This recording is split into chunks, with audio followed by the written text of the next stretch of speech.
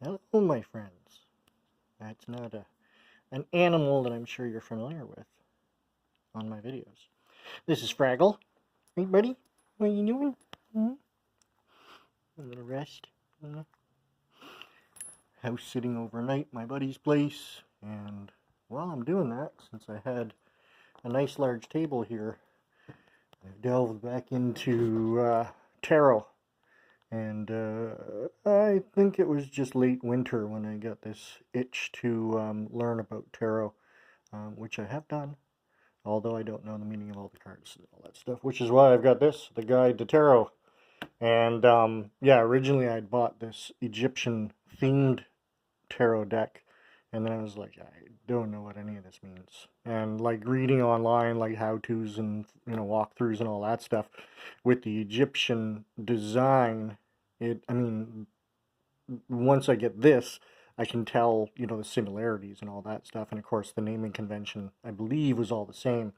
But yeah, I was just really lost, and so I ordered this, which is definitely a much better guide to this whole process. And I was kind of disappointed because reading into tarot, finding out, it's really not that old of a system. Sure, the cards and cards with meaning and all that kind of stuff can go back very, very far, but we're talking like 600 years. When this type of tarot was put together. So it's not an ancient system, I guess would be the word. Um, and again, it does have some bits and pieces that do go back into time, um, you know, even as far back as the Egyptians. But obviously, so tarot does not divine the future. From what I've gathered, it can just help you, learn more about yourself, about work on problems you have, spiritually, mentally, can help with romance and those kind of things. Helps you to answer questions. And each of the cards, of course, have their own meanings, and if they're inverted upside down, then they have another meaning. So that's what I'm learning right now. But at home with Miss Emmy, who I love very much, if I were to set all these cards out on a table like this, she would be all over them. And so, yeah, I wanted to be able to spread them all out. Of course, the wands, pentacles, swords, and cups. I kind of like put all together like that, just to make it easier and also to have space on the table. But yeah, going through the book, it just makes it easier to be able to, they break down each card kind of page by page and talk about a little bit of its history and its meaning and its inverse meaning and all that kind of stuff. So yeah, it's great to be able to have this book, be able to pull a card, take a look at what's on the card, read what it's all about, and try and digest that.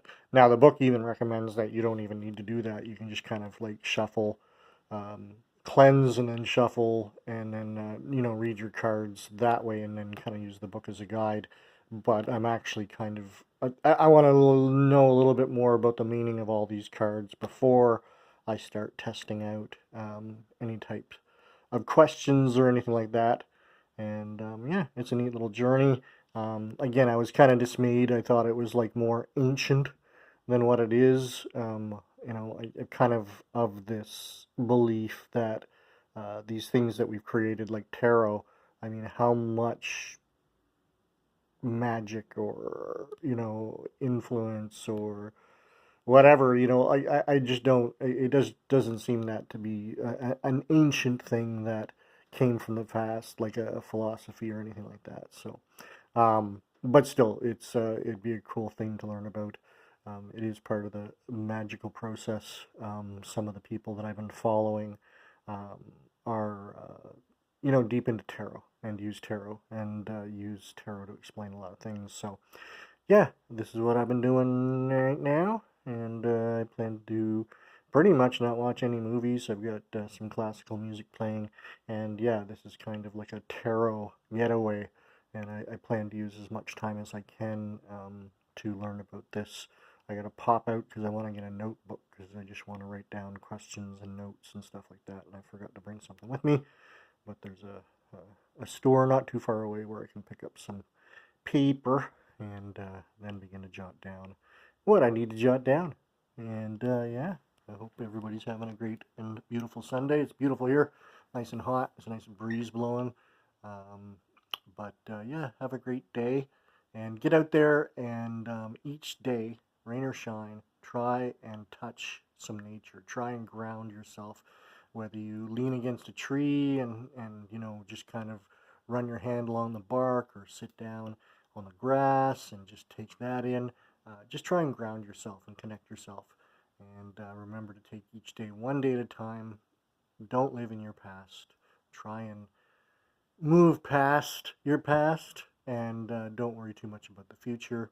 Day by day is what you need to concentrate on. So, like, subscribe, and share, or Fraggle's gonna bite you.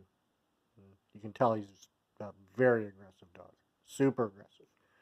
So, like, subscribe, and share.